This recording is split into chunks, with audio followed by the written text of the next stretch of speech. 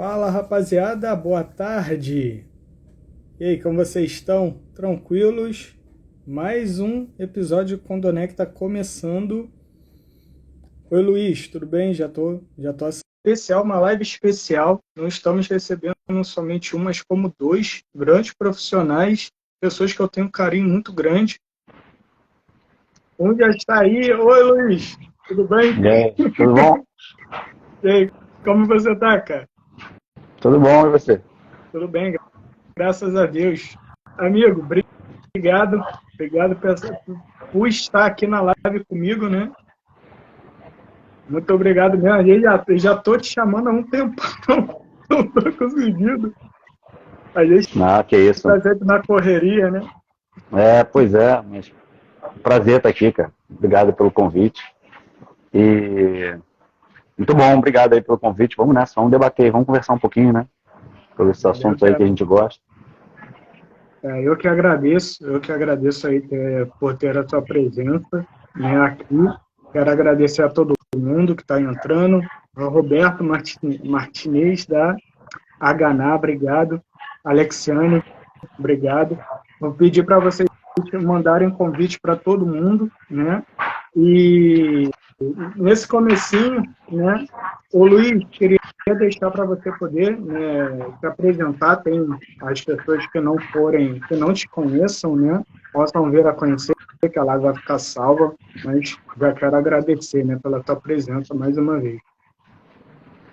Bom, eu sou Luiz Ari Chavala, sou advogado, atuo no mercado imobiliário, né? Sou sócio fundador da Ari Chavala Advogados e o escritório ele atua em várias áreas, né? Tributário, trabalhista, imobiliário, criminal, mas eu sou responsável pela área imobiliária e participo de várias comissões, né, da OAB, participo da Anacom, diversas comissões e no final de 2001 escrevi o livro Condomínio de Suas Instituições também, né?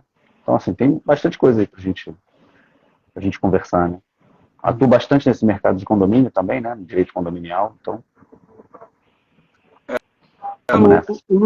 o Luiz, eu pude aprender muito contigo, né? Eu até sempre comento porque eu trabalhei no seu escritório por um ano, né? Foi um período muito importante para mim de muito aprendizado. E desde daquela época, né, que a gente pôde trabalhar junto, o Leandro já está aqui, o doutor Leandro Sender, já está aceitando também para ele entrar, a gente viu uma evolução muito grande do mercado, né? E como é que tá? Como é que tem? Como que você está vendo essa evolução do mercado aí hoje? Mercado tanto imobiliário como sua especialidade, quanto o condominial. E aí, gente, Entrou alguém por engano aí, hein? Acho que tem um intruso tô aí, ouvindo o né? Luiz falar um monte de besteira aí, que quase nem entrei. E Ô, desisti. Leandro, tudo bem? Entrou por engano aí. Doutor E aí, Leandro pessoal? Sender, obrigado. Obrigado, Leandro, pela sua participação também. A gente A gente combinou essa live aqui depois da palestra, né, que vocês deram juntos, né? Foi no evento que vocês estavam palestrando juntos e Era, obrigado também pela sua era no participação, evento que o Leandro. Luiz ele era mediador e ele tomou conta do evento, não foi? Ah, Foi Eu esse, falei, isso ó, aí mesmo. só pra lembrar aqui, ele era só eu pra falei, elogiar e eu deixou ninguém falar. ninguém me mandou convidar. E convidou a Tura, né? Bom, A pergunta era para todo mundo, mas ele respondia, né? Ele respondia e fazia pergunta ao mesmo tempo. Perguntava. Tomou bronca até de quem tava assistindo. Lembra disso? é. Foi O muito... cara falou que. Ele falou, nem lembro, falou que. Fiz alguma Falou que brincadeira, ele o era cara não gostou, né? advogado, ele Ah, lembra quem é é. advogado, essas coisas. Era um, O cara não gostou. era um clima era um evento de advogados e tinha muita gente rindo, Ah, é comentário isso. assim. Cara, mas assim, É isso piadas à mesmo. parte, já falei muito com o Luiz, que ele revolucionou um pouco esse sistema de palestras, né? Porque faz as piadinhas, ele descontrai, ele interage com todo mundo. Então, realmente, eu brinco quando tem que brincar, mas também tem que elogiar quando é necessário. Realmente, eu acho que ele revolucionou bastante esse formato de aquela padronização, né, de Ô, palestras. ô Romulo, tá gravado? Tá, né? Vou fazer um recorte. Fazer um recorte disso que ele falou. Vou mandar toda semana para ele. E acabou o elogio. Aí acabou até com o clima. Não dá para elogiar. Eu gosto muito da pegada, né, tanto da palestra de vocês dois, porque realmente sai do padrão, né? Eu sempre achei um pouquinho chato, perdão, né? Mas um pouco chato essa padronização, essa formalidade toda, mesmo sendo importante. Mas quando a gente vê algo saindo do padrão, a gente cria mais intimidade e também até valor, né? Vejo muito valor nesse novo formato que vocês proporcionam, né? Eu E acho que aí, acima de tudo é muito importante que a gente entenda o que a gente está falando, né? Porque eu acho que existe um excesso de formalismo para tentar fazer uma segregação, entendeu? Eu vejo que tem um pouco isso. Assim. Então, quando você usa um excesso de terminologias técnicas, de formalismo, quando você usa, você afasta um pouco as pessoas, né? De forma que ninguém te pergunta nada, né? Todo mundo aplaude sem entender bem o que está acontecendo. Também tem isso. Então, assim, às vezes até meio com o Leandro, né? Às vezes a gente vê alguma situação dessa, eu falei, ele entendeu alguma coisa? E eu não entendi nada também. E fica um pouco isso, né? Assim, então, acho que acima de tudo, o primeiro objetivo nosso é ser entendido, né? Fazer se entender, né? E aí eu acho que quanto mais, se você quer ser entendido, você tem que ser muito claro na mensagem que você manda, né? Muito simples, né? Muito direto. Enfim, é de cada um. É muito importante também entender do assunto, né? Que tem muita gente que fala sem entender muito bem, né? Então, realmente ter uma forma de defesa, né? São duas coisas que são muito importantes. Primeiro, é você ter conhecimento do assunto que você vai abordar. E o segundo, que acho que eu e o Luiz compartilhamos, é não ter vergonha de falar que você não tem uma dúvida. Eu e o Luiz, a gente se fala assim, o tempo todo. Né? Pô, tira uma dúvida aqui, o que você acha disso, o que você acha daquilo. Ninguém sabe tudo. E você ter a humildade de falar, pô, realmente, esse ponto aqui não tenho certeza, preciso estudar, vou consultar um colega, não tem problema nenhum. Isso é muito importante para advogar, a humildade. Não só nas palestras, né? Às vezes em reunião. Essa semana eu estava em Niterói, numa reunião com o conselho de um condomínio, e eu fui com uma ideia, né? Eu tinha que estudar um processo, eu fui lá, estudei o processo, fui com uma ideia, e fui convencido pelo conselho no sentido contrário, realmente, né? E aí fui convencido em sentido contrário. Então, durante a reunião mesmo, eu fui mantendo meu posicionamento, até que chegou um momento que eu vi que não estava batendo a minha ideia mesmo. E aí um condômino que estava lá, era advogado também, ele falou, cara, mas não está fazendo muito sentido o que você está falando, porque se tal coisa é isso, a outra não pode ser aquilo. Eu parei e falei assim, porra, você tem razão. Você tem razão, realmente, está fazendo sentido. Está fazendo muito sentido o que eu estou falando, não. E aí, cara, eu cedi, abri, enfim, a coisa fluiu. Tudo faz parte. Acho que tem um pouco isso, né? Um aprendizado. A abertura, né, para adquirir conhecimento, para aceitar a opinião dos outros, né? Faz parte, sim. Isso, aceitar a opinião dos outros, até que você não está certo sempre o tempo todo. Eu acho importante isso porque torna até a possibilidade de vocês não só se fazerem entender, mas vocês conectarem com muito mais pessoas do que vocês seriam conectados se fosse totalmente formal, né? Vocês também se veriam muito mais abertos ao mercado, conseguiriam, vocês como estão sempre crescendo, né? Estão sempre com clientes novos por causa dessa forma simples, né, de mostrar como é esse universo, nesse mundo, não só condominial, mas o mundo jurídico. Né? O próprio Roberto... lembro que... Só uma coisa que o Roberto comentou, que o formalismo e palavras muito técnicas, às vezes, amedrontam as pessoas, né? É verdade. E eu tento levar isso muito para situações do cotidiano. Eu lembro que uma vez eu fui entrevistado, estava no processo seletivo aqui no escritório, e eu sempre tento quebrar um pouco o formalismo nas entrevistas, porque normalmente o candidato já está nervoso por natureza, né? Em entrevista, sendo avaliado. A entrevista é uma avaliação. Tá sendo avaliado se ele faz jus à vaga que ele está concorrendo. Então eu sempre tento quebrar, sabe? Descontrair um pouco, falar alguma coisa, uma besteirinha ou outra. Eu lembro que uma vez uma candidata falou isso, que eu nunca tinha feito uma entrevista assim. Foi muito mais leve do que todas as outras que ela tinha feito.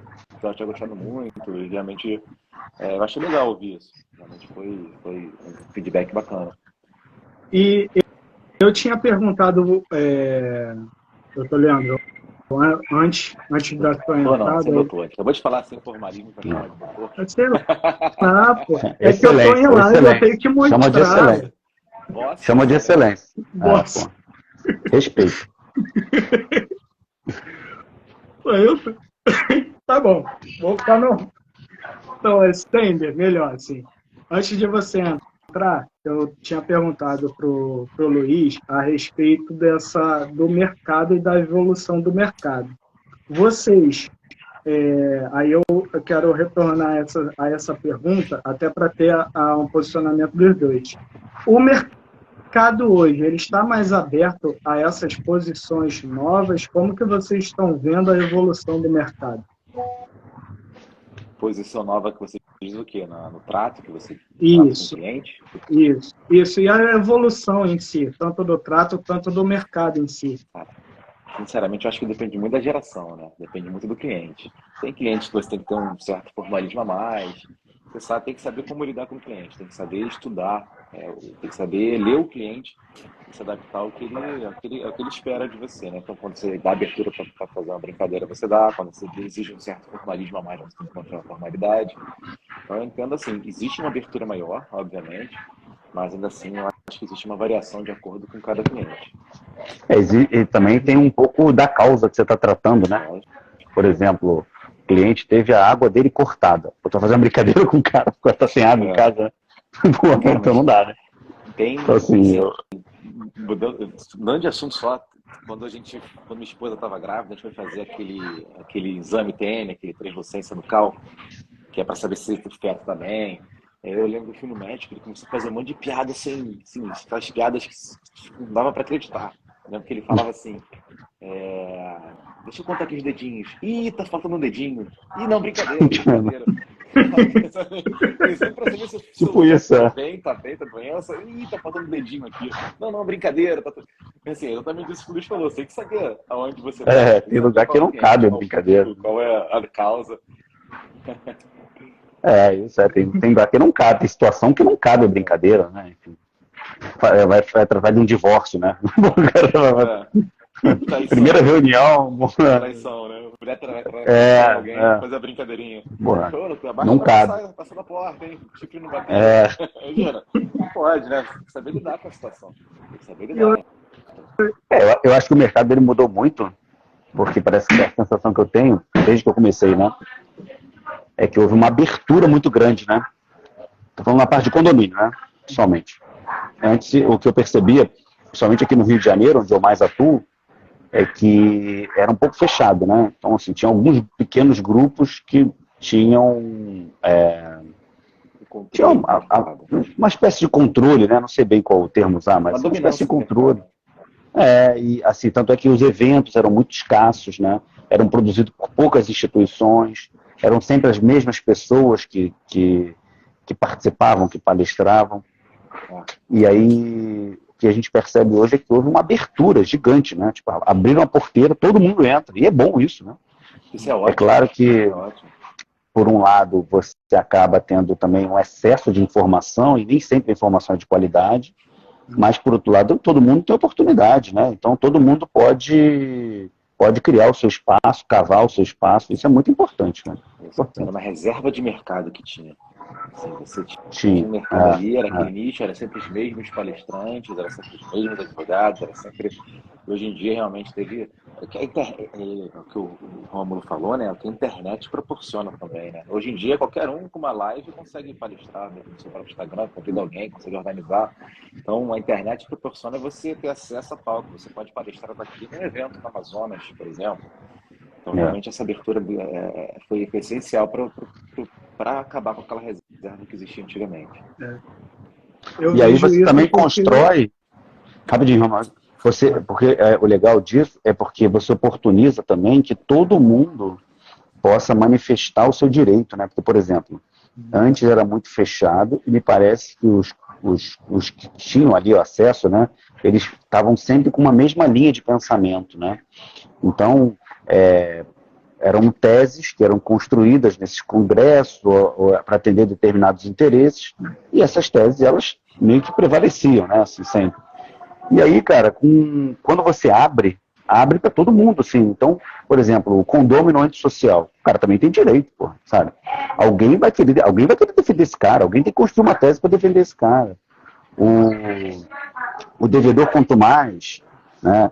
Enfim, então todo mundo, você começa a abrir tanto que todo mundo vai ser defendido, todo mundo vai ter tese, todo mundo quer aparecer, né? De alguma forma. Então, para aparecer, você tem que conectar com alguém, né? É um pouco isso, né? O Luiz sempre briga que eu sou leiloeiro agora, né? Com essa fala de leilão. Ele falou isso uma vez e teve um senhor que estava assistindo que realmente me perguntou se eu era leiloeiro. Lembra disso? Lembra disso, Luiz? Eu acho que realmente eu era leiloeiro. Mas só porque realmente quando eu falo de leilão é exatamente isso. Sempre são três as figuras que a gente consegue advogar quando a gente fala de leilão: o arrematante, o credor e o devedor. Você também tem que saber estudar para poder defender o devedor. E muitas vezes o processo pode ter vícios. Então você consegue também proporcionar uma defesa de qualidade para o devedor. E muitas vezes as pessoas não enxergam essa possibilidade, essa abertura de mercado. Eu ia comentar que essa questão da internet realmente abriu a possibilidade da gente estar conversando com vários tipos de pessoas diferentes, que pensam diferentes e que trabalham diferente, né? Aonde eu estaria, me imaginaria estando em live com vocês, né, para falar sobre condomínio, né? 5 da tarde, né? 5 da tarde, de uma quinta-feira, com o Luiz na clínica. Tá na clínica? Eu vim acompanhar a Márcia no exame, gente, ela vai tá aqui pertinho, tudo do meu lado. Pá, teremos notícia boa aí? Não.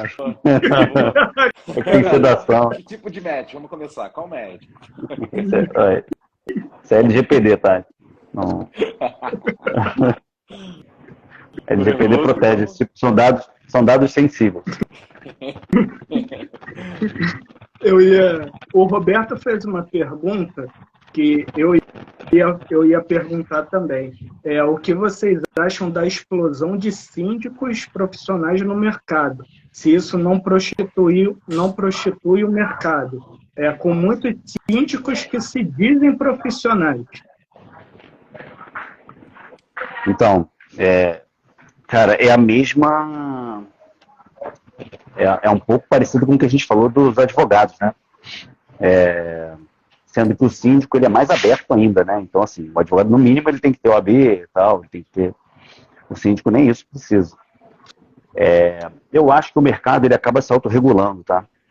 Eu sou a favor de alguma regulamentação, não sei qual ainda, tá? Mas eu sou a favor. Eu acho que a gestão condominial é muito importante para que fique tão solto assim. Se, por exemplo, para você administrar imóvel, você tem que ter CRES, eu acho que para você administrar um condomínio, que é uma coisa com muito mais responsabilidade, algum tipo de controle deve haver da sociedade. Mas não tem, tudo bem. Eu acho que o mercado ele acaba também tendo algum tipo de regulação. Os condomínios acabam sofrendo, eu vejo isso muito na prática, né? Os condomínios acabam sofrendo um pouco com essa enxurrada de propostas, né? Por um lado, propostas às vezes muito baratas, de pessoas que não têm muita noção do que estão fazendo, que acabam depois o condomínio pagando um pouco mais caro por isso. Então, com o tempo, eu acho que a coisa se equilibra, os fracos acabam saindo, os mais equilibrados e mais fortes vão se mantendo, os preços vão se regulando, e a coisa tende a equilibrar um pouco mais. Mas ainda não chegou nesse momento, na minha opinião. Eu acho que gente consegue daí extrair questões positivas e negativas, né? É positivo você ver que a vontade que as pessoas estão tendo de se aprofundar no mercado condominial, né? Pessoas fazendo curso, palestras, enchendo. O próprio termo, né, de direito condominial, ele surgiu, ele vem sendo falado há pouco tempo.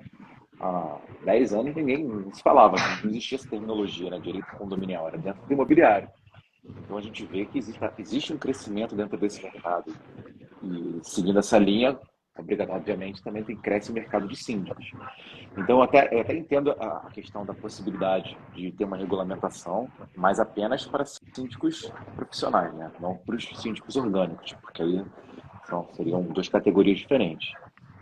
Talvez essa questão venha muito também com a terminologia profissional, que na verdade é síndico externo. O profissional que às vezes acaba se enquadrando onde não tem. Mas eu concordo com o que o Luiz falou, e só para fazer uma pequena ressalva, a lei traz previsões de quando o síndico tem que ser obrigatoriamente profissional, que é no caso da multipropriedade. Quando existe a multipropriedade, a lei fala expressamente em administrador profissional. Administrador, no caso, é aquele que vai administrar o condomínio em si, na mesma formatação de um síndico. E aí sim seria um profissional. A lei utiliza a palavra profissional, não é externo, não é não morador, nada, é profissional. Com relação a todos os demais, aí sim a questão seria um síndico externo, por não existir ainda algum tipo de regulamentação, então acaba sendo mais complicado você falar que é um síndico profissional. O que faz com que o síndico seja profissional? É um curso? É simples fato de não ser morador? Então, às vezes, essa palavra acaba gerando certa dúvida. Então, realmente existe uma regulamentação, aí seria até a caso para um debate mais profundo, a gente conseguiria ter essa reserva, não reserva, mas essa diferença no mercado, né? Dos mais capacitados para os iniciantes não profissionais. Eu acho essa questão da regulamentação importante. A dúvida seria, como o Luiz falou, quem iria regulamentar? CRA, Cresce, OAB, porque o síndico, o Roberto até comentou, ele lida com várias decisões de vital importância, muita responsabilidade. E ele, mesmo não sendo, vamos dizer, não é obrigado a saber tudo, mas tem que entender de tudo, né? Então, aí, quem é regulamentar? Engenheiro? Ia ter eu que fazer um acho curso de que tudo? faria uma analogia com a administração de imóveis, por exemplo, né? Que não deixa de ser um pouco isso, né? Uhum. Quando você administra o seu próprio imóvel, você pode, né? Eu tenho um apartamento, eu vou botar para alugar, eu me viro. Se eu fizer alguma besteira, o prejuízo é meu, né? Da mesma forma, o condomínio no qual eu sou condômino, se as pessoas me elegem e querem que eu exerça aquela função, ok. Agora, o externo, eu acho que precisaria. E eu vejo, volta e meia, algum comentário ou outro sobre isso, dizendo, o síndico, ele é eleito, então por ser eleito não pode regulamentar, porque você pode eleger qualquer um. Não é bem assim, eu acho que uma coisa não tem nada a ver com a outra, né? A eleição, no meu modo de ver, ela é a forma como você ingressa no cargo, né? Como você recebe o mandato. Isso não tem nada a ver, você pode ter impedimento, você pode ter algum tipo de impedimento, e aquele impedimento faz com que você não possa ser eleito, né? Então, da mesma forma, eu posso contratar qualquer empresa para fazer uma obra no meu condomínio? Não pode. Não pode. Por quê? Porque tem que ser uma empresa de engenharia, tem que ter Cresce não, desculpa, CREA. Tem que ter CREA, enfim, da mesma forma. O fato de você ter a liberdade de escolha não faz com que você possa escolher qualquer um, também o médico que você escolhe, enfim, é a mesma coisa. Então, aquele abriu a porteira, tem muita opinião, né? Tem muita informação por aí, então nem todas são da melhor qualidade, mas aí cabe a cada um também escolher. Você viu, o Leandro tá aí, ó, falando, então qualquer um fala. Não dá pra falar com ele, cara. Não dá. Entendi o que ia falar. Fala aí, pô, fala aí pra gente ver o que vai lá. Vamos, fala aí pra gente ver o que vai sair. Né? Não, mas eu acho que assim, esse ainda é um oceano ainda muito, muito muito extenso, né? Estamos muito longe dessa regulamentação porque tem muitas barreiras a serem ultrapassadas. E a maior delas seria assim, quem vai regular? Vai se criar um órgão novo, vai ser o CRA, que talvez seria o mais próximo, né? No Conselho de Administração. Eu acho. Aí você começa a criar uma taxação, né? Para ser síndico, tem que pagar tem que ter algum tipo de filiação para poder exercer o cargo. E é esse que vem o ponto da eleição, né? Que as pessoas reclamam. Não que eu concorde, mas só para pontuar. Assim, se a pessoa ela teria que estar filiada a algum cargo, algum conselho para poder se candidatar a síndico, você criaria uma dificuldade maior na eleição. Mas eu concordo que esse ponto... Existe um projeto de lei que eu fui consultor lá do CRA durante um tempo, né? E estava se debatendo lá na comissão um projeto de lei para a alteração do Código Civil para que o CRA tivesse essa atribuição, né? Autonomia. E aí, eu procurei entender um pouco, né? Para eu poder opinar também, né? E aí, a ideia, pelo menos, que corria lá, era não, por exemplo, então a partir de agora, por exemplo, o CRA vai ser o órgão que vai fazer essa gestão. Então, a ideia não era, então a partir de agora todo mundo tem que fazer uma faculdade, por exemplo, de administração para poder ser síndico. Não era essa a ideia.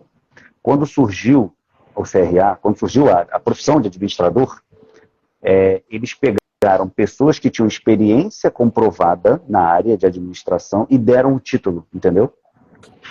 Então a ideia seria essa, se você conseguisse comprovar uma determinada experiência, você ganharia diretamente o título e a partir daquela data, um curso técnico, se eu não me engano era isso, um curso técnico elaborado pelo CRA daria a você o direito de se candidatar a síndico, entendeu?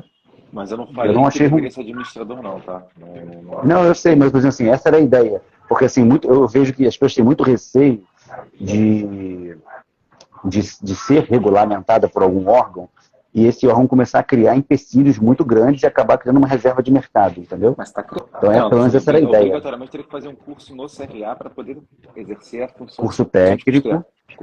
Seria um curso técnico, ou seja, muito mais simples, claro, mas quem já tivesse uma experiência comprovada ganharia de plano esse... Começa. E que é a experiência comprovada? Ainda seria seria algo a ser regulamentado, né? Não tinha isso pronto, mas a ideia era essa. 5 anos, com quantos condomínios? Estou há 10 anos com 2 condomínios, a pessoa que está há 3 anos com 10. Temos a mesma experiência? Não temos a mesma experiência? Já fiz o curso da GPU, por exemplo. Tem experiência? Não tem experiência? Assim, é complicado isso. É uma discussão muito nebulosa ainda. Se você demonstra, por exemplo, que você tem ata de eleição, né? De determinados X condomínios, ou seja, está como síndico. Isso não quer dizer que você é experiente. Mas... Sim, você trabalhou muito tempo, mas é que você não tem conhecimento nenhum. É muito síndico. Mas aí também seria uma forma, né? Seria uma forma. Dessa forma também, quem está começando agora ia ser um pouco complicado, né? Eu, por exemplo, eu tenho 3 anos como síndico, tive já 3 condomínios. Será que isso é uma média? É isso. Seria algo a ser regulamentado. Não tinha essa regulamentação ainda, né? Não sei como é que foi, não sei se foi para frente. Então, você viu, né? Resolveram constar um advogado que não tem que eu acho que eles perceberam, por isso que eu não estou mais lá. Eu ia perguntar justamente sobre isso, né? Essa forma de regulamentação ou certificação. Hoje a gente tem alguns cursos, né? Tem 5 estrelas. Bons, ruins, extensos, curtos. Sim. De tudo. Tem um que é só prova, tem um que tu não faz nada. E tem um monte de palestras, por exemplo, que te dá certificado, né? Como a própria... Mas esse certificado, assim, às vezes uma pessoa, um advogado, monta uma palestra, ele próprio dá um certificado. Qual é a validade disso? Assim?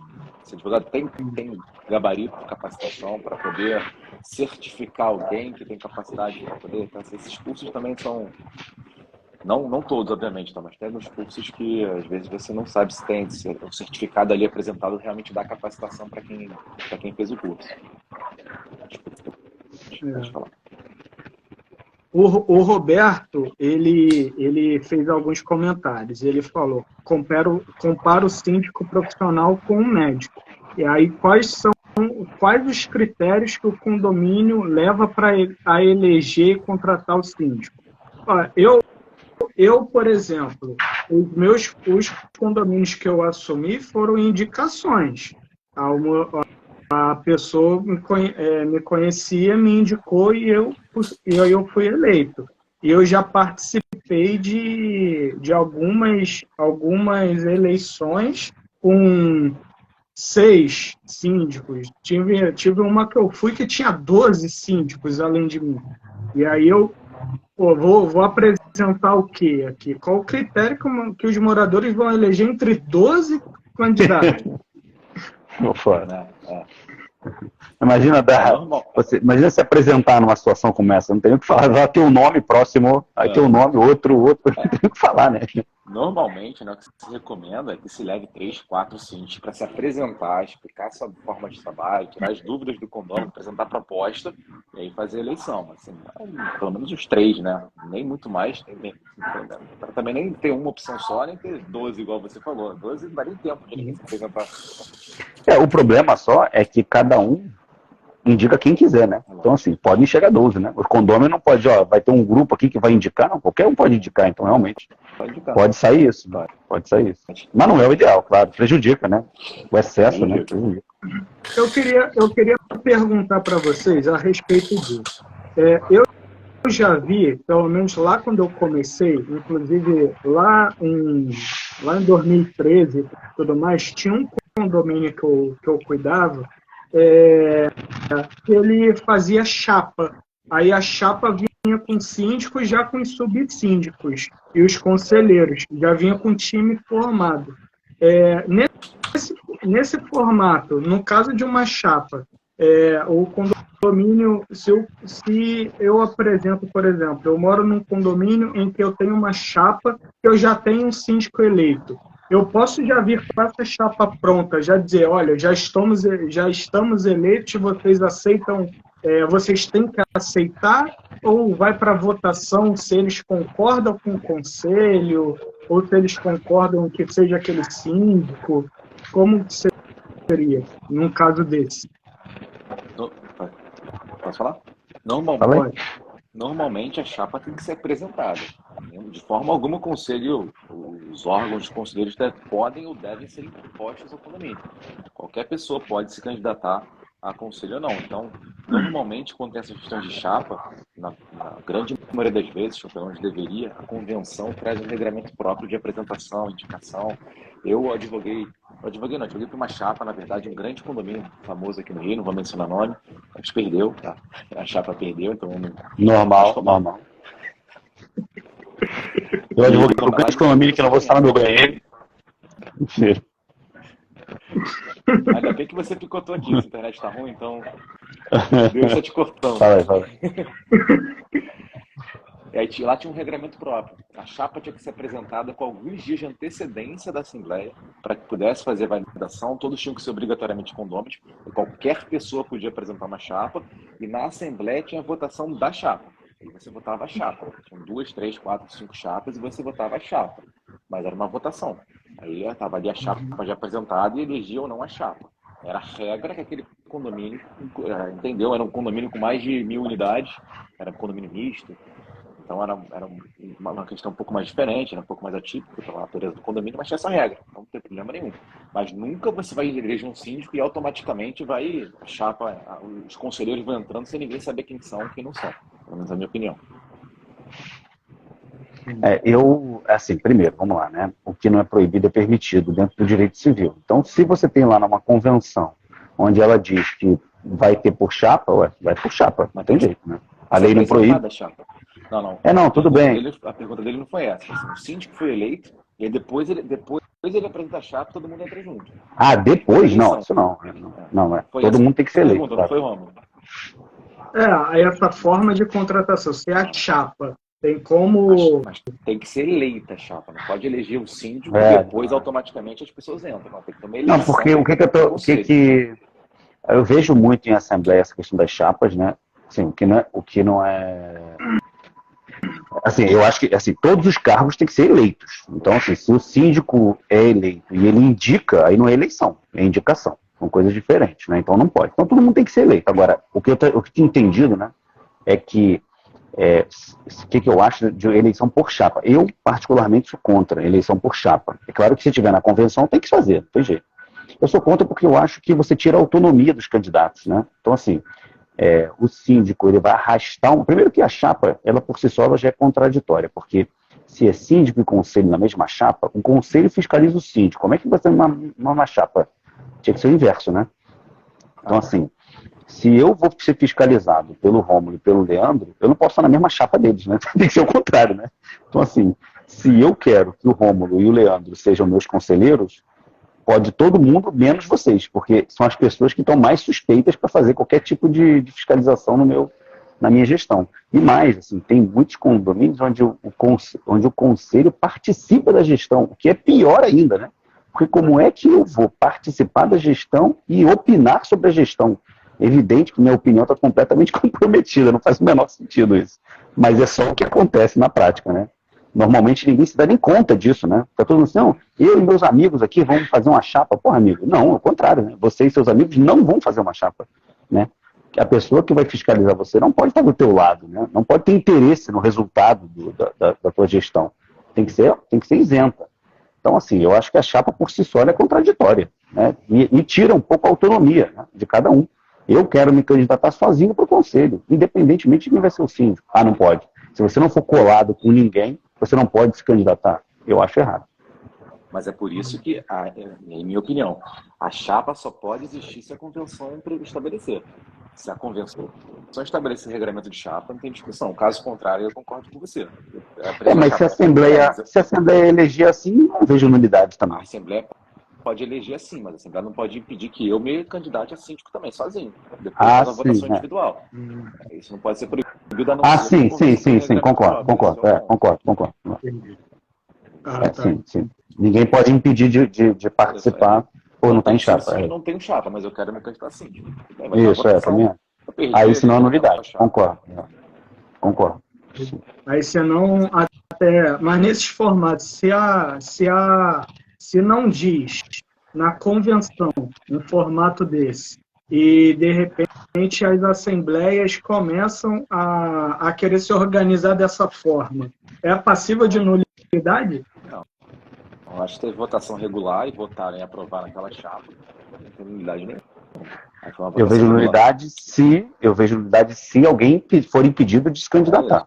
Mas caso contrário, se ninguém se oferecer e tal, não tem prejuízo, né? Não tem prejuízo. E também se alguém se oferecer e perder, igualmente, não tem prejuízo. É uma votação. Se a votação for regular, se todos os requisitos legais forem observados, não vejo impedimento nenhum.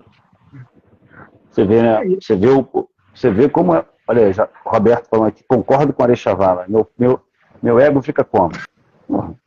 Caraca, meus comentários aqui travaram. Ainda bem que travou. Você tá vendo isso aqui?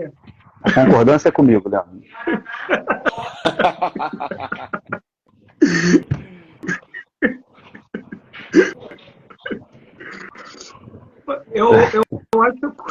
Eu acho curioso também nesses casos. Eu falo porque eu já passei por isso, né? Quando o conselho está sempre contra o síndico. Isso não atrapalha. Você passou por isso? Não, você não passou por isso, imagina. Eu não sei de nada. Não dá. O conselho sempre não. Quando o conselho escolhe, sempre ou tá contra o síndico, ou não faz parte, ou não sei, forma uma equipe para fazer o condomínio caminhar junto, facilitar a gestão do condomínio. Isso não atrapalha também a gestão? Não, vamos ver. A função do conselho prevista no Código Civil, e a única função do conselho fiscal prevista no Código Civil é dar um parecer sobre as contas. Qualquer outra função tem que estar prevista na convenção. Mas nós sabemos que, na grande maioria das vezes, as eleições, como qualquer decisão em condomínio, muitas vezes é mais política do que realmente em razão do conteúdo ali que está sendo votado.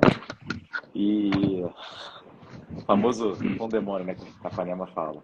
Realmente, quando tem um conselho, ou na verdade condôminos, ou grupos que realmente simplesmente quer conturbar o condomínio, não importa se é conselheiro, se é se é subsíndico, se são simplesmente condôminos que comparecem à Assembleia, qualquer tipo de posição contrária a uma harmonia condominial vai gerar complicação. Isso não tem como fugir. Eu acho o seguinte, falta muita maturidade, né, nos condomínios, assim. Porque é necessário que você tenha o debate, é necessário que você tenha fiscalização, é importante você contrapor o síndico, cobrar dele, é importante, mas tudo tem que ser dentro de um nível de respeito e um princípio maior de tudo, que é o da evolução do condomínio, né? Um princípio com que o condomínio possa ser gerido, né? Então você imagina, por exemplo, a gente que é advogado, a gente está muito acostumado com debate, né? As pessoas reclamam muito do excesso de formalismo no direito, mas é para justamente poder proporcionar o debate, né? Sem muitas... Por exemplo, eu e o Leandro, a gente brinca e tal, a gente tem mais liberdade para brincar e tal, um corta o outro, um brinca com o outro, mas pode ser que, em outra situação, a pessoa fique muito sentida com um determinado corte, com uma determinada mudança de opinião, uma ideia contrária. Então, para isso, o formalismo do direito tem essa função, né? Data vênia, com todo respeito, me desculpe pela ordem, essas coisas acabam tendo essa função um pouco, né? Então, isso é muito importante para você construir boas teses, né? A tese vai sendo burilada, ela vai sendo moldada, né? Melhorada. A gestão condominial, eu acho que é muito parecida com isso. Então, o síndico não pode ser o senhor absoluto, o dono da razão, ele não pode ter o conselho ali, amiguinho dele, ele não é para ser aplaudido o tempo todo. Ele é para ser fiscalizado, para ser cobrado, para ser perguntado, mas a questão toda é que falta o respeito, né? Falta o respeito, falta que você chegue ali e saiba como pedir, o que pedir, né? Analisar, porque as pessoas ficam cobrando, mas não sabem nem analisar também, que recebem em mãos, né? Então, assim, eu acho que precisa amadurecer muito essa relação, entende? Precisa amadurecer muito. Esse amadurecimento vem também dessa questão como o Roberto comentou, né, da profissionalização não só da gestão, né, certificação, mas também ter formas de certificar ou regulamentar essa função de conselheiros ou de subsíndico, que seria importante também, né? Eu defendo a ideia de conselho profissional, né? Porque assim, o que acontece? Porque como Leandro... né? Isso, Porque o que acontece, assim, qual é a função do conselho, como o Leandro falou bem, né? Ele às vezes acerta também. É fiscalizar o síndico, entendeu? Então, assim, para fiscalizar o síndico, você não precisa ter título de propriedade. O conselheiro tem que ser proprietário porque ele vai olhar melhor a coisa. Não acredito nisso. O conselheiro, o que vai olhar bem a coisa, não é o que é proprietário, é o que entende de contabilidade, é o que entende de economia, de contabilidade, de engenharia, de direito. É um conhecimento científico que vai ajudar você a fazer uma boa análise da gestão, uma boa fiscalização, né? Não é você ser proprietário. Ser proprietário não quer dizer nada. Então, assim, falta maturidade, falta cabeça fria, né, para que você possa entender bem. E aí, parecer, gente, o conselho dá parecer. O parecer vai vir como? Eu sou proprietário da unidade 301. Está feito o parecer. Não gostei. Parecer não tem valor nenhum, entendeu? O valor que tem é o acompanhamento científico de todos os dados que são apresentados pelo sinistro, né? Enfim, por isso que eu defendo o conselho profissional. Assim, entendo que seja uma boa alternativa, né? Tá dando um retorno, né? Aí. Acho que esse é seu Luiz do fone. Eu acho que é o teu fone, meu Luiz. Vocês estão me ouvindo bem? O que eu... Tá dando o bicho. Melhorou? É aquele original, o fone original, entendeu? Então ele funciona super bem. Tá passando dificuldade? Te dá um fone de presente. A família agradece. A família agradece. Crescendo, né? Hoje, né? Já falei que isso é LGPD. Gera dano moral. Meus advogados estão assistindo essa live e vão fazer contato com você. Quando você postar, ninguém comentou nada. Coloca assim, muito feliz que o Luiz deu a notícia e vai ser papai online. Isso é legal, né? Faz o corte, né? Faz corte. Tipo aqueles cortes de... Vou fazer um short e botar no YouTube. Mas só o que eu ia falar é que muitos condomínios ainda têm receio de contratar um conselho fiscal profissional.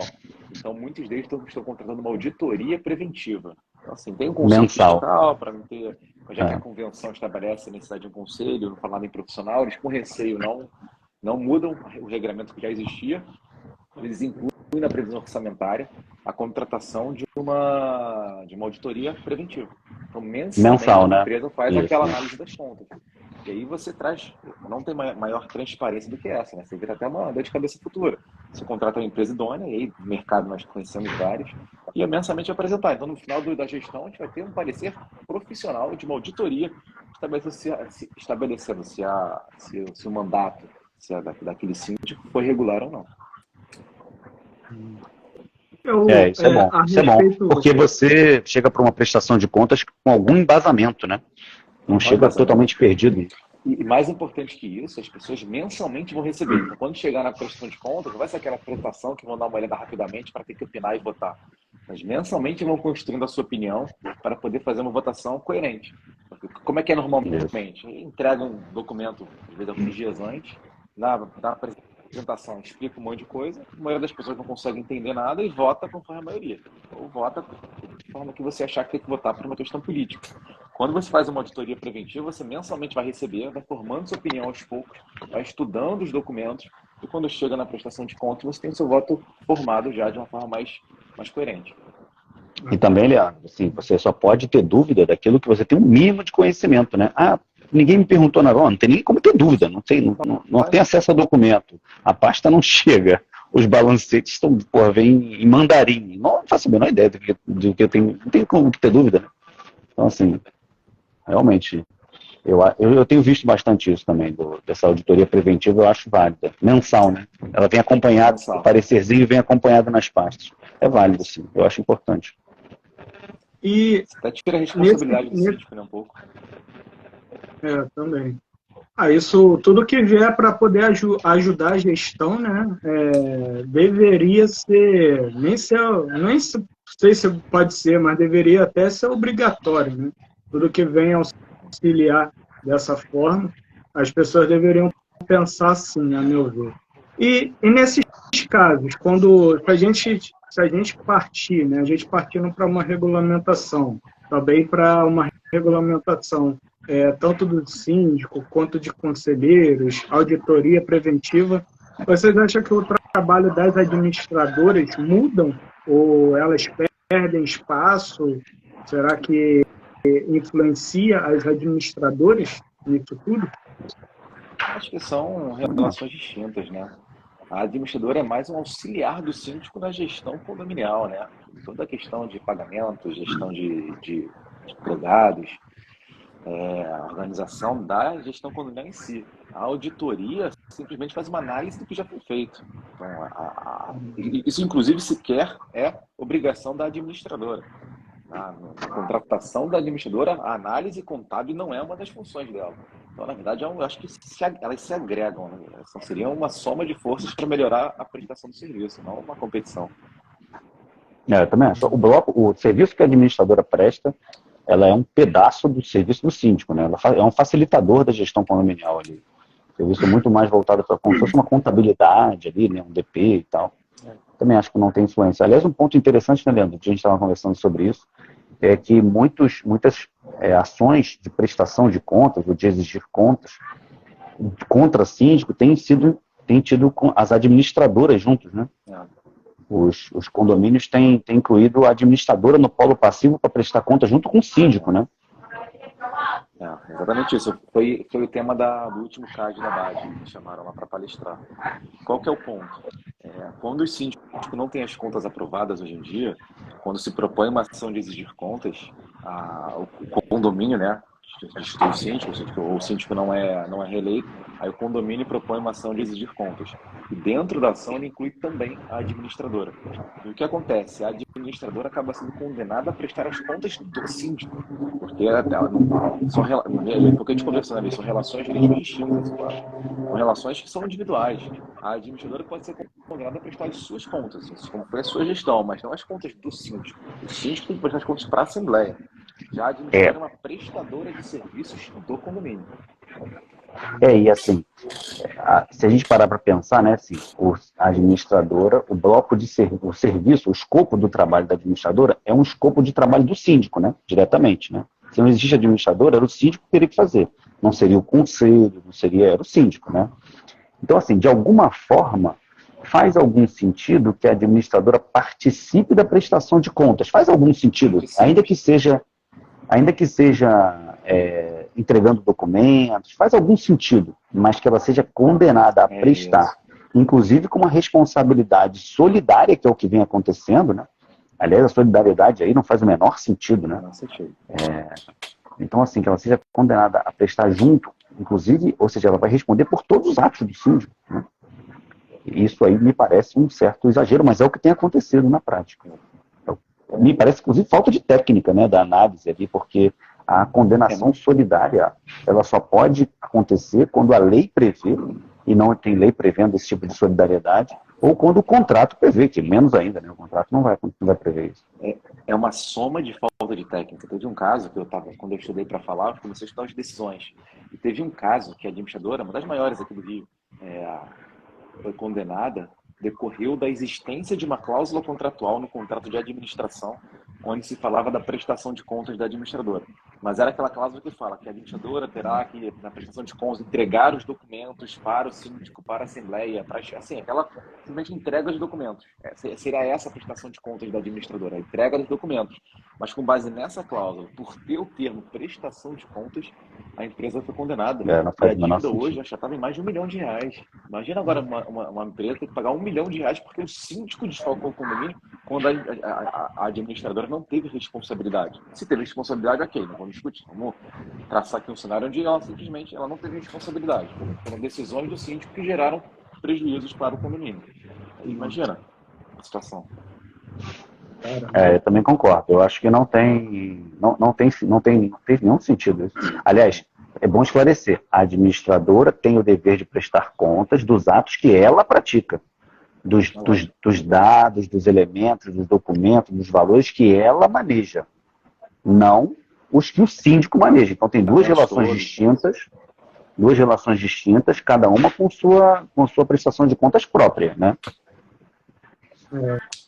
Isso. E o que o judiciário tem feito é misturar as duas, né? O judiciário tem feito é misturar as duas. Não faz sentido. Isso pode ser também um erro de contrato, porque coloca uma cláusula que leva a entender dessa forma. Não, acho que não. Acho que é uma interpretação equivocada mesmo, né? Não, a cláusula está correta. O contrato não diz. Correto. Foi uma total atectividade, né, do julgador. E foi mantido em segunda instância. Ele foi condenado em primeira e mantido em segunda instância. Então, assim, cria-se um precedente muito perigoso. Muito perigoso. Que nós temos hoje uma decisão transitada em julgado, que não tem julgado a decisão, não teve recurso especial. A discussão não vai entrar que deveria ter ou não, mas não teve recurso especial e transitou com a condenação da empresa. E agora está discutindo a execução. Agora está naquela fase da prestação de contas, né? Naquela fase de fase, primeiro se analisa a obrigação de prestar ou não, aí sim que se condenou que tem obrigação, agora está naquela fase de consigo comprovar. Mas qual que é o grande problema? Hoje em dia, até com a tecnologia, diminui um pouco, mas as ações são antigas. Quando encerrava o contrato de administração, a empresa devolvia os documentos todos. Muitas vezes não guardava cópia. Não guardava, ela devolvia quando ele pedia, ela devolvia tudo. Depois ela era condenada a prestar contas com base em documentos que ela sequer possuía mais. Gera uma preocupação ainda muito maior. Eu estou com um caso desse, Leandro, onde eu estou pelo síndico, né? Ele foi condenado a prestar as contas, e assim deveria ser, porque teve as contas reprovadas em assembleia. E aí, só que ele não possui os documentos, né? E aí a gente falou assim, ok, vamos prestar conta, mas precisa dos documentos. Então intima o autor, né, condomínio, para nos apresentar os documentos para que a gente possa prestar as contas. O juiz ignorou e tal, a gente agravou, e aí o desembargador concordou, falou, realmente, enquanto não entregar os documentos, não tem como prestar conta. Mandou entregar em tantos dias, né? E não entregaram ainda, ou seja, logo, se permanecer assim, a gente vai pedir extinção da obrigação por uma impossibilidade de cumprimento, né? Então, aquele síndico que saiu e que mantém os documentos como forma de se resguardar a prestação de contas, na verdade, ele está invertendo a obrigação dele, né? Então, tem que ter muito cuidado. Bom, enfim, orientação jurídica é importante. Né? É até curioso, né, a gente falar assim, quando a gente fala da ação de exigir contas, prestação de contas, é curioso, porque a prática no mercado sempre, quando as contas são reprovadas, se propõe uma ação de exigir contas. Mas assim, na teoria, as contas já foram prestadas, né? Só simplesmente foram reprovadas. O síndico, o ex-síndico, o síndico, ele já prestou as contas à Assembleia, a Assembleia reprovou as contas, então, teoricamente, nada impediria uma ação de cobrança, não uma ação de exigir contas, porque já houve aquela prestação, então somente ocorreu foi a não aprovação. Então, na minha visão, sequer teria óbice para se entrar com uma ação de cobrança direta, não ter que passar pela prestação de contas novamente, mas a jurisprudência se amoldou no sentido de ter uma ação de exigir contas. Na verdade, aí a gente está falando, concordo com você. E isso foi até, assim, lá atrás foi uma preocupação minha, né? Assim, das primeiras vezes. Faz esse corte, concordo com você. Já é a terceira vez que ele fala isso, só para a gente não tirar. Isso é porque você está me obrigando a falar a verdade. Então, assim, estou tentando ser político. Estou tentando ser político aqui. Mas a verdade é que, assim, a tradução, né? A verdade é que acaba sendo um termo técnico, né? Mas a tradução que a gente pode traduzir é contas reprovadas são contas não prestadas. A tradução é essa. Então... Não é verdade. Hã? Contas reprovadas são contas apresentadas e não aprovadas. As contas foram... Eu prestei as contas, não foram aprovadas. Para que tem que entrar com uma ação para agora ele prestar as contas de novo? Ele já prestou, já não aprovei. Fazer a mesma coisa agora? Nada impede que uma ação de cobrança tenha prova pericial, para que um perito analise. Não teria por que se fazer uma ação novamente de prestação de contas. Não, isso que eu estou dizendo é que, assim, tecnicamente, a tradução que se tem é contas reprovadas são contas não prestadas. Né? Essas contas não foram prestadas, elas não prestam. Então, assim, agora vai ter que fazer em outra via, né? Ali não tem como fugir disso. Lembrando só que o síndico também pode propor a ação, né? Para se eximir da obrigação. Então, ela tanto pode ser demandada pelo condomínio, exigindo as contas, como pode ser demandada pelo síndico, querendo prestar as contas e se livrar daquela obrigação. Como se fosse uma consignação em pagamento, né? Ele consigna a obrigação. E aí mais um ponto também, né? Quem tem o direito de requerer a prestação de contas é o condomínio. Nenhum condômino individualmente pode propor uma ação de exigir contas. Isso é proibido. Não tem legitimidade para isso, porque a obrigação do síndico é prestar contas ao condomínio. Então somente o condomínio poderia exigir essa prestação de contas. E também você não pode entrar, com ação enquanto não tiver sido reprovado em assembleia, né? Senão você não tem interesse de agir. Porque as contas são prestadas em assembleia. Romulo, tem uma pergunta exatamente do que a gente acabou de falar, talvez o colega não esteja chegando um pouquinho depois. Acesso ao chat. O Freitas chegou um pouquinho depois, ele perguntou sobre quando se o síndico já saiu da sindicatura e não tem mais acesso às contas, né? Como que ele vai prestar? Você comentou que não tem como, né? Aí você entraria com uma obrigação de apresentar. Eu acho que os documentos, uma vez encerrado o seu mandato, os documentos têm que ser entregues ao novo síndico. O dever de guarda é do novo síndico, entendeu? É do síndico atual, vamos chamar assim, né?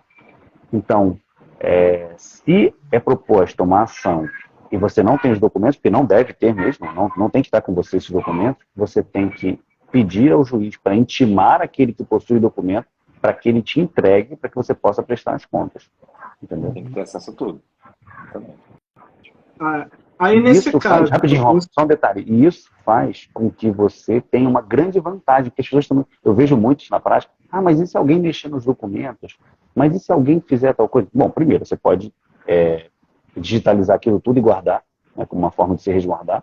Mas, se ficar provado que houve mexeram naqueles documentos, que de alguma forma adulteraram aquilo, aqueles documentos não prestam mais para aquela finalidade, o que te exime também da obrigação. Então, assim, não estar com você faz com que quem está com a prova na mão tenha que trabalhar aquela prova com muito cuidado para que você não possa prejudicar a prova e prejudicar o direito do condomínio. Então, o síndico ele fica numa posição até um pouco mais confortável nessa hora, entendeu?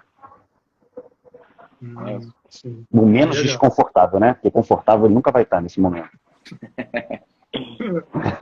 Nunca vai estar. Isso é curioso. Isso é importante, o síndico saber disso, né? Para ele poder se comportar, né?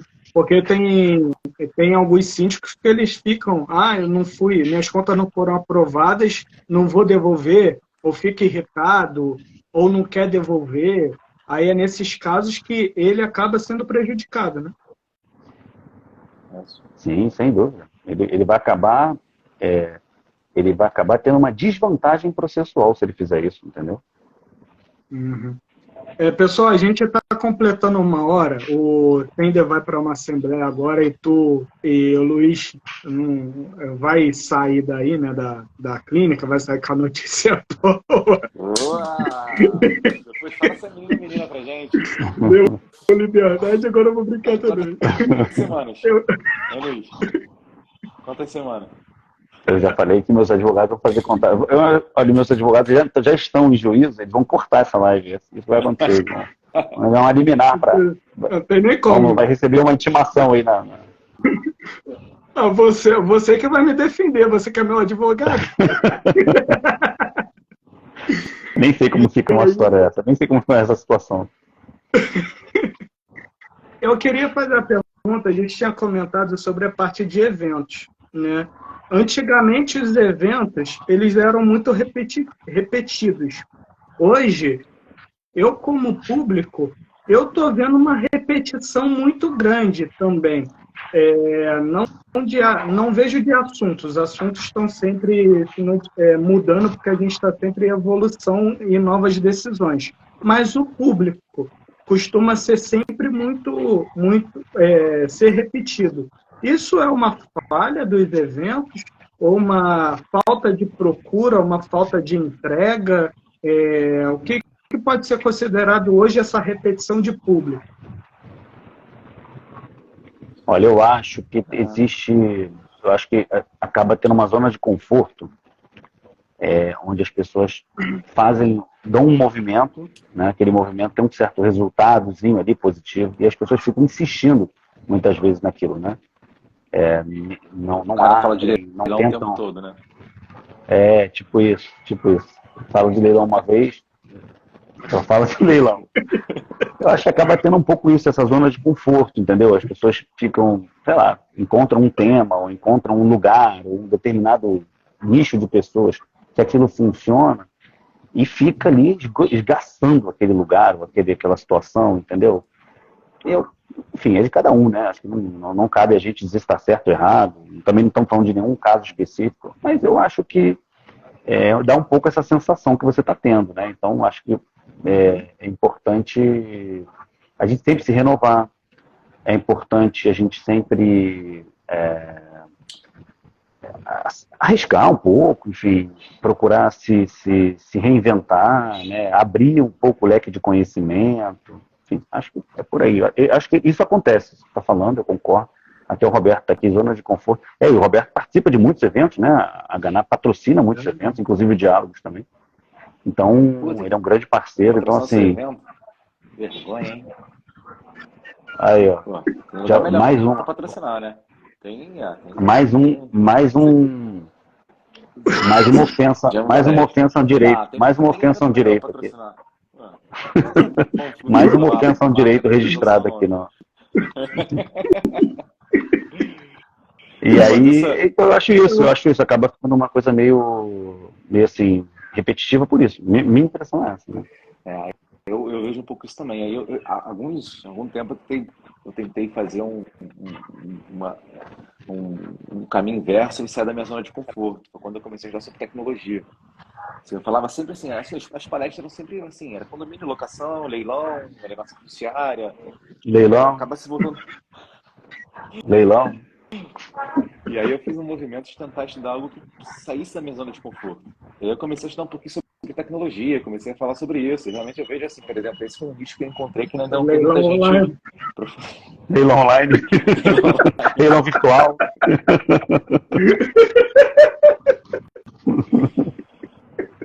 Cadê essa balagem mesmo, gente? E olha, até sinalizaram aí, ó, leilão. Leilões já. Leiloejo. Leilões já. Não tem leilão aí não, gente. Fala aí, o que tá falando aí nos comentários? Tô sem comentário aqui, estão elogiando, estão criticando. Falou, opa, leilão. Deve gostar de leilão. Falou aqui pra ver se arruma um advogado melhor. Fala... A Juliana. Mas é isso. Ela é leiloeira pública, hein? Fala mal não, hein? Agora cai. Acho que a gente tem que também tentar sair da nossa zona de conforto. Isso é importante. Nós nos desafiarmos a estudar um assunto diferente, novo, para poder realmente palestrar sobre o assunto. O Roberto falou sobre vender os espaços, né? Pronto, ter que gastar mais para divulgar para novo público. Também é encontrar forma, né? Como encontrar esse novo público e também ter aderência, né? Até dos próprios, não sei se os próprios palestrantes ajudam nessa entrega, de alguma forma. Não, e assim, acaba ficando um jogo, assim, é importante a gente até pensar sobre isso, né? Acho que acaba ficando um jogo meio de comadre ali, né? Então assim, eu faço o meu, você vai, aí quando você fizer o seu, eu vou, aí vai o fulano, fica uma coisa assim meio combinada, né? Que no final não resulta uma evolução para ninguém, sabe? Eu me lembro que uma vez eu estava conversando com um amigo e aí ele falou sobre uma associação que eu fazia parte, ele falou assim, porque vai ter palestra de não sei quem, poxa, ninguém está querendo ir para prestigiar a palestra do fulano. Eu falei, cara, mas ninguém tem que ir para prestigiar nada não, eu acho que as pessoas têm que ir, é só fazer uma palestra boa, é só você botar um tema interessante, é só você colocar algo que vai realmente fazer diferença na vida das pessoas, ou trazer conhecimento, as pessoas vão, não precisa ninguém colaborar com ninguém não, sabe? Eu acho que também o palestrante tem que colaborar. Tem que prestigiar o evento do amigo, pô. Quanto deveria por isso? Não, mas eu acho que você ouviu falar besteira só pra te prestigiar. Você nunca foi, tá? Pra começar. Eu fui muito. Você nunca foi. Eu vou no seu. Porque você é mediador também, né? Tem que ir. Não, mas eu acho sério, mas eu falo isso mesmo, eu acho que assim, eu acho que se você procura trazer um conteúdo que realmente vá acrescentar, a pessoa vai naturalmente, entendeu? Não precisa ir por amizade, entendeu? Eu não precisar mais hoje. Para as vezes que me convidar, né, Luiz? É o quê? Para as vezes que você me convidar, eu vou lembrar disso. Tem um pouco desse que você vai falar? Não vai nada, vou fazer o quê? Eu nem convido que você não vai mesmo, já sei que você não vai, então... E quando é que vai ter o próximo? O Diálogos e algum seus ainda? Quando é que vai ter de novo? Eu estou sendo de férias semana que vem, então vou viajar um pouco. E aí, quando voltar que eu vou organizar. Vou viajar com a minha esposa. Vai fazer de novo, Luiz, o Diálogos? Vai ter. A gente até... Mas ainda não temos uma data definida, não. Abriram algumas possibilidades, a gente teve alguns convites para fazer em parceria. Vai ter. A gente também estava pensando, porque... Enfim, vai ter. Só não sei ainda a data, mas... Então, vai ter um... Porque dá trabalho, né, cara? Assim, por isso que as pessoas acabam repetindo, né? Você fazer alguma coisa diferente, que tenha uma... É isso. Combinando e considerando que a gente tem todas as nossas atribuições e tal. Pensar... Mas, enfim... Isso, você conseguir ter, assim, não é só falar, você conseguir desenvolver algo diferente, estruturar uma palestra diferente. Não é algo simples também. Tem que ter um insight, tem que estudar o assunto e tem que preparar a palestra. Não é tão simples também. Aproveita que saiu o novo Missão Impossível, tu tem uma foto nova do Tom Cruise. Ele com mais idade. Não, Leandro, o Romulo falou que eu sou o Tom Cruise e ele é o Beck, né, do Economia. Aí ele falou assim pra mim, Leandro, ele falou assim, não, mas sabe quando o Beckham raspou o cabelo? Eu falei, sei. Então, raspei o cabelo. Eu falei, e aí, o que tem a ver? Tem 2 horas de obra de... O Sandy é o Schwarzenegger. Com Covid. Parece uma idosa, por isso.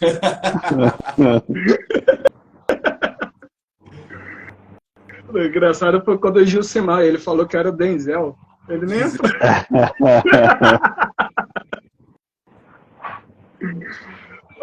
Pessoal, quero agradecer a vocês. A gente já passou de 1 hora. Você ainda vai para a Assembleia, daqui a pouco vai chegar atrasado. O Luiz vai fazer seus afazeres aí.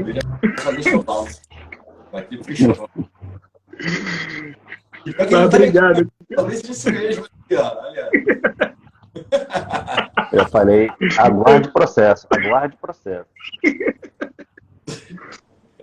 Pessoal, obrigado. Obrigado a vocês pela live de hoje. Eu quero chamar vocês também para o evento. Já que a gente falou de evento, é que eu vou fazer um também, né? Agora é dia 30.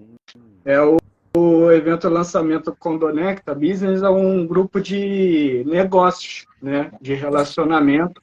Convidar os síndicos para poder eles trazerem as dores e as empresas poderem apresentar seus negócios, né?